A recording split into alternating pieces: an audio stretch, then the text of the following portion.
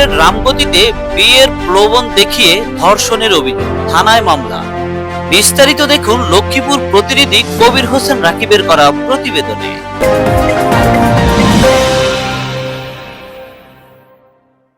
তুমি সম্পর্ক হয়েছে আমার সাথে। আমার একটা বান্ধবী আছে, ওর জামাই ওখানে থাকে, ওর সাথে কাজ করতে সৌদি আরব।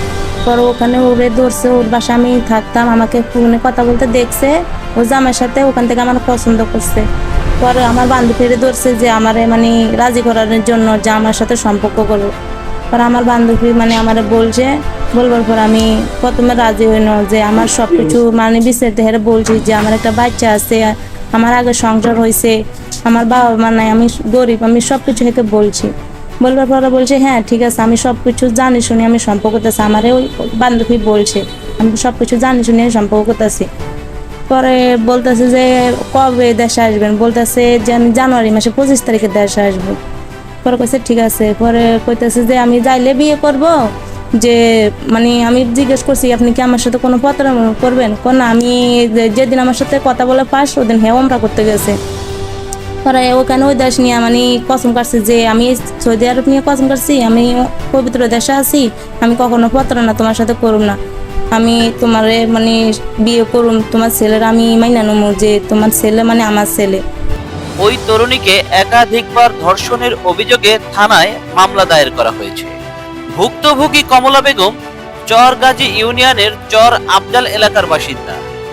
মামলার অভিযোগে জানা যায় সৌদি প্রবাসী আব্দুল জাহের খোকনের সঙ্গে প্রায় 1.5 বছর আগে অনলাইনে পরিচয়ের মাধ্যমে ভুক্তভোগীর সম্পর্ক গড়ে ওঠে। পূর্বের বৈবাহিক অবস্থা ও সন্তান থাকার বিষয়ে জানার পরও তাকে বিয়ের আশ্বাস দেওয়া হয় বলে অভিযোগে উল্লেখ করা হয়েছে। এজাহারে বলা হয় চলতি বছরের 6 ফেব্রুয়ারি বিকেলে অভিযুক্ত ভুক্তভোগীর বাড়িতে গিয়ে বিয়ের প্রতিশ্রুতি দিয়ে তার সঙ্গে জোরপূর্বক শারীরিক সম্পর্ক স্থাপন করেন। পরে বিয়ের কথা বলে তাকে বাইরে নিয়ে গিয়ে আবারও একই ধরনের ঘটনা ঘটানো হয় বলে অভিযোগ করা হয়েছে। পরবর্তীতে বিয়ের দাবি জানালে অভিযুক্ত ও তার পরিবারের সদস্যরা মারধর ও হুমকি দেন বলেও মামলায় উল্লেখ করা হয়েছে।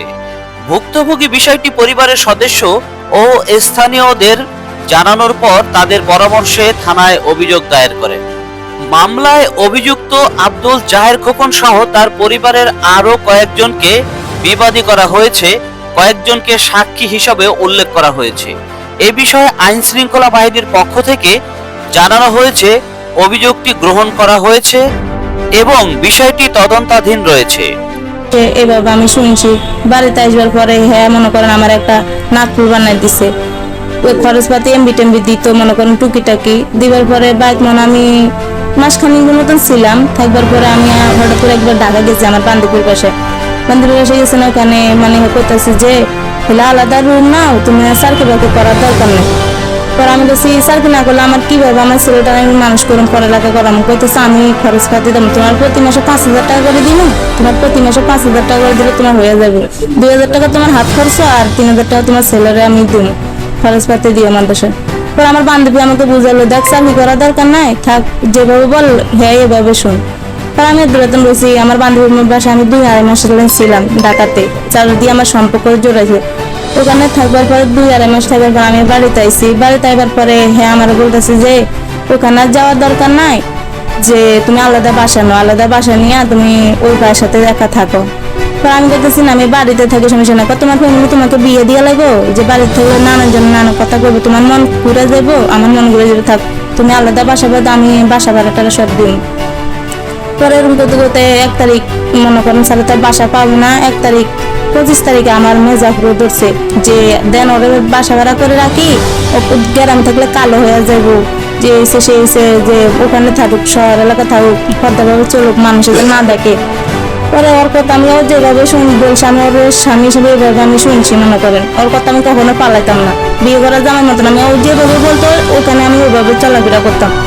পরে আমি চলে গেছি 1 তারিখ 27 তারিখ আমি চলে গেছি, যাই আমি একটা খালার বাসায় ছিলাম।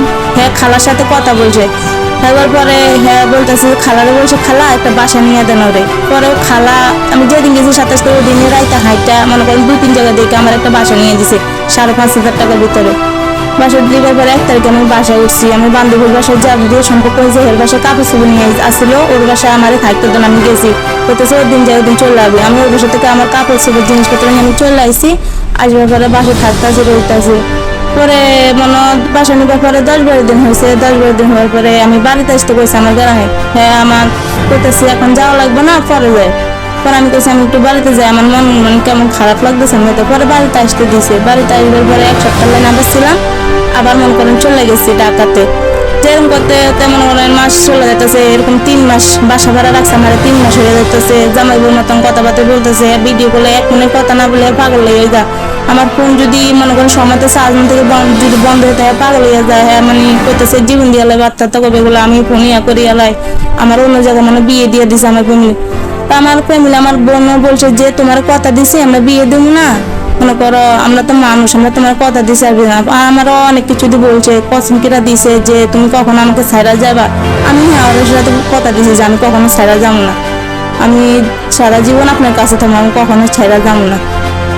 এত রাতে বসে আর আমি জিজ্ঞেস করি কবে আসবেন, ও বলতেছে যে জানুয়ারি মাসে 25 তারিখ আসবেন। তো যে তারিখ দিছে ও আমার সাথে ওইটা প্রতারণা করেন, ওই তারিখে আসছে 25 তারিখে ফেলা গেছে, 26 তারিখে বাংলাদেশে আইসি। আবার পরে আমি ঢাকায় ছিলাম, যখন বাংলাদেশে আইসি যেদিন এয়ারপোর্ট নামছে সেদিন আমার লাগে ওর ঢাকা দেখা করতে বলছে। ওর আব্বু আমরা গেছে ওর গাড়ি নিয়ে এখান থেকে ওর আনবার জন্য আমার ওখানে দেখা করতে কইছে। এয়ারপোর্ট আমাকে যাইতে বলছে, আমি যাই না। কেন ওর সাথে আমার সাথে এখন বিয়ে না, ওর ফ্যামিলিরাও জানানো। ওর ফ্যামিলির সাথে যদি বলে আমরা একটু কথা বলুন যে আমার আম্মু নাই, আমি একটু কথা বলবো আপনার আম্মুর সাথে, ও ফোনেরা কি আমার কথা বলে দেয় না, নাম্বার দিত না। একবার ওর আব্বুর নাম্বার দিছে, আমি ফোন দিছে কইছে ফেরত দিত না, আমি দিনও। ওর 3 নম্বর বাইক যেটা ওটার সাথে আমি 2 দিন অসীম ভাবে কথা বলছি, আমি আমার ঠিকানা দিন যে আমি ওর বাড়ির সাথে সম্পর্ক করি এগুলা বললে এগুলা নিয়েও জানছে, ও অনেক আমার গালাগালি করছে। পরে মনে করেন ও আইসে, আইবার বাড়িতে চলে আইসে, বাড়িতে কথাবার্তা বলতো, যখন সময় পেতে একটু বাড়িতে 1 দেশের থেকে আইসে সময় যখন তখন আমার ফোন দিত, কথা বলতো নাম্বারে, সিম কিনা বাংলাদেশের আমারও ফোন দিছে। 4 তারিখে আমার করতেছে যে আমি মানে ইয়েতে আসতাম, বান্দ্রাটা আসতাম। তা আমি কাছে বান্দ্রাটা আমি আসতে পারবো না, যে আপনি আসেন। পরে করতেছিল রামগুতি আসো, রামগুতি যাইয়া আমার ওখান থেকে একটু সামান আনছে আমার জন্য, তেল সামান অনেক কিছু আনছে। আমার পরে ওগুলো নিয়ে আমার দিয়েছে, দিয়ে পর আমি ওর কাছে একটা আংটি আবদার করছি, ও আমার ওই দেশের থেকে আংটি লইছে আমার জন্য। তা আংটি বাড়িতে আসবার পরে বলে ওর আপু দেখতে লাগছে আংটি, ওই আংটি আমাকে আর দেয় না। পরে আমার রামগুতি থেকে একটা আংটি কিনে দিছে। পরে আমি আংটিটা মনে করেন হাতে দিছি 2-1 দিন পরে 7 তারিখে কি করছে ও আবার ঢাকায় গেছে আমারে নিয়া।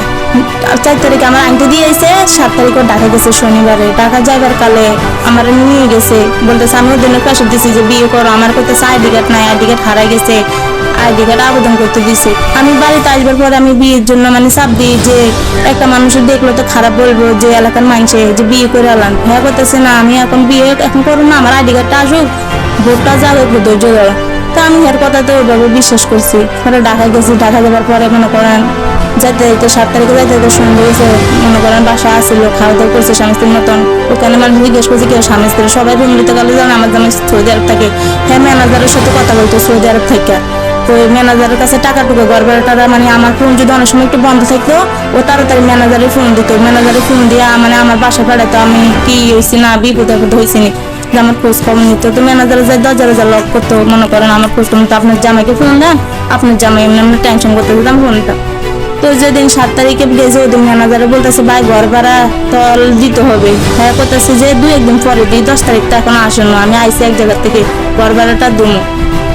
পরের দিন রাইতে আসলে সারাদিনও ছিল, থাকবার পরে মনে করেন ইয়ার পরের দিন চলে আইসে 9টা বাজে চলে। আমার প্রথমে বলতেছে চলো তোমার নিয়ে যাও ওরা। পর আমি তো কি আইসি এখন আবার যাবো, রাস্তাঘাট এখন গরম চলতেছে। হ্যাঁ করতেছে সমস্যা নাই আবার চলে আসবার। পর আমি কইছি যে আপনি যান, পরে আচ্ছা ঠিক আছে এলাম যে 9 তারিখে চলে আইসে মনে করেন। 9 তারিখ আসবার পরে মনে করেন হ্যাঁ ফোন টোন দিতেছে না, নাম্বার গেল 30টা ভালো রাখছে। পর আমি 2-3 নাম্বারতে ফোন দিয়েছি যে কি হয়েছে। হ্যাঁ করতেছে আমি সম্পর্ক রাখবো না, যে আমার বিয়ে করতে আমি বিয়ে করবো না। তা আমি বলছি যে আপনি এতদিন আমার আশা দিয়ে রাখছে বিয়ে করবেন করবেন, এদরাতে আর কোনো নাম্বার থেকে ফোন দিলে ফোন আর রিসিভ করে না। হ্যাঁ বাবিরা হ্যাঁ আমরা মেয়ে দেখছে, হ্যাঁ ওই মেয়ে বিয়ে করবো। তো শুধু শুধু আমার সাথে শারীরিক সম্পর্ক সবকিছু কেন করছে আমার সাথে এত বছর, এত 1-1.5 বছর আমার উপর আশা দিয়ে রাখছে। আমার সবকিছু হের আমি লুকাই কোনো কিছু রাখি না, আমার সবকিছু আমি হেরে বলছি আর কি।